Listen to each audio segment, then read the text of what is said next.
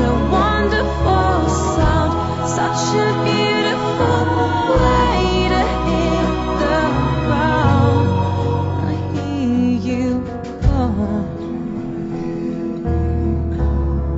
through the echoes on my mind.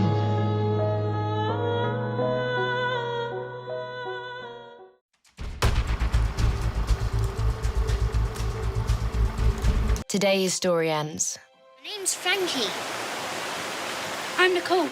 They said Frankie Moore was troubled. Don't you think that's what I'm doing now? The truth, as always, is far more complicated. Get down, Frankie!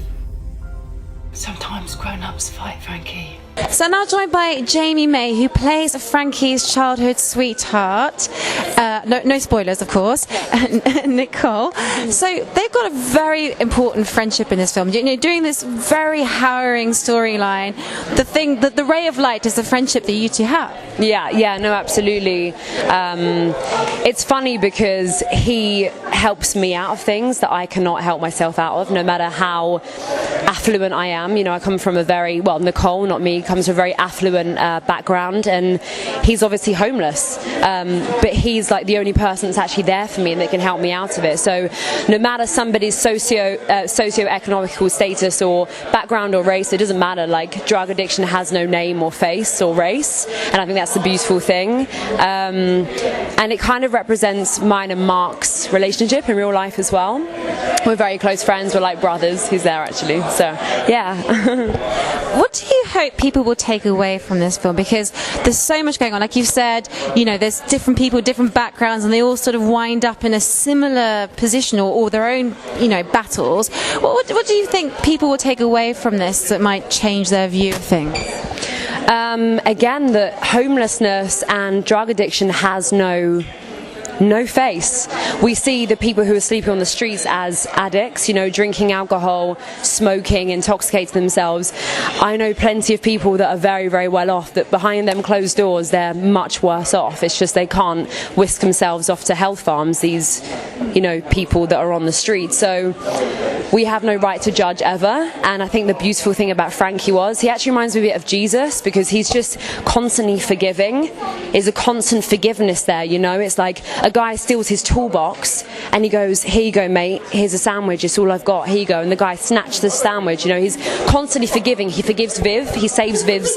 I'm giving too much away probably now. Oh, no, it's fine, it's all good. I watched it, so there's no spoilers for me, but the guys watching it. Okay, yeah, he saves Viv's life. You know, it's a woman that got him addicted to crack and heroin, essentially. So there's a lot of forgiveness, there's a lot of redemption going on, and yeah, actually his character reminds me a lot of Jesus. That's so interesting, actually. I hadn't really thought about it like that, but now that you mention it, yeah, he's actually a completely selfless person, makes a lot of sacrifices, and in the end, things kind of turn out well for him. You know, he actually finds his way. I mean, now I'm giving away the spoilers here, but there's sort of, you know, who's meant to be watching this? Yeah, well, tune out now if you. Anyway, you know, not all the spoilers are here. Yeah. What would you say your favourite scene is in the whole film? Okay, I think with yourself. Yeah, I think you have to go with the first thing that springs to mind as somebody asks the question. So it took me a day to recover from it. It's the scene in the boat downstairs where I've overdosed, and Chico and Frankie are there, and Frankie says, sorry, I find it hard to deficit the two sometimes. You've got characters' names, real names, it's all a bit confused. Anyway, he's like, you know, I've been there too, let me help you. But I've been in literally such a state. I'm like being sick, I'm throwing up, I don't know where I am. That scene was hardcore. It didn't make the cut where I was going crazy because the camera was shaking, and I was so upset because there was so much put into that, and it was the aftermath of everything that you'll see of me. But it took me a whole day to recover. I had so much tension here, and I had to have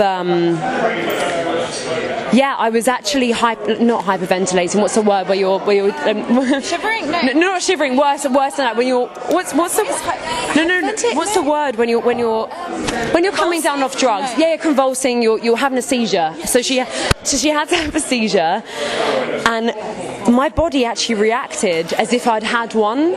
So I was, and I had so much tension, I had to literally like pray and meditate and just like ground myself again for the whole day. It was a big learning curve for me because it's something that I'd never trained for or done before. So that was the most hard-hitting scene. That's a real testament to your acting and also method acting there. I mean, you're really living the emotions. You're not just, you know, putting on the movements. You're actually feeling them, but almost to the detriment of your own health. But I suppose that puts you in the shoes.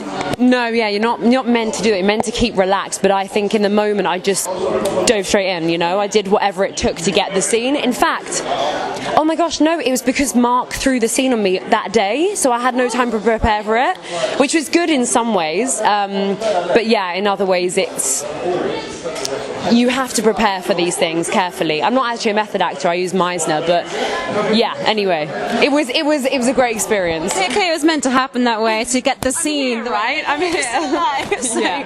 Well, thank you so much for chatting to us. I have a feeling that everyone's literally being encouraged to go down now, so I don't want to take up any more of your time.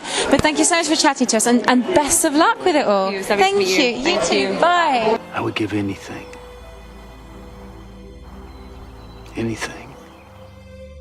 to have the chance to go home again.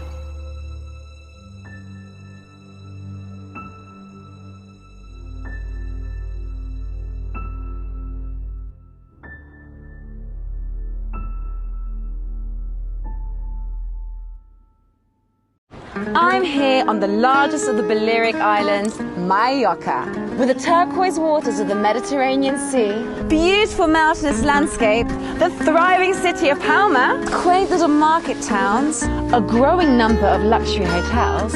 It's no surprise that the likes of Audrey Hepburn and Elizabeth Taylor like to holiday here. So come and join me as I take you around Mallorca.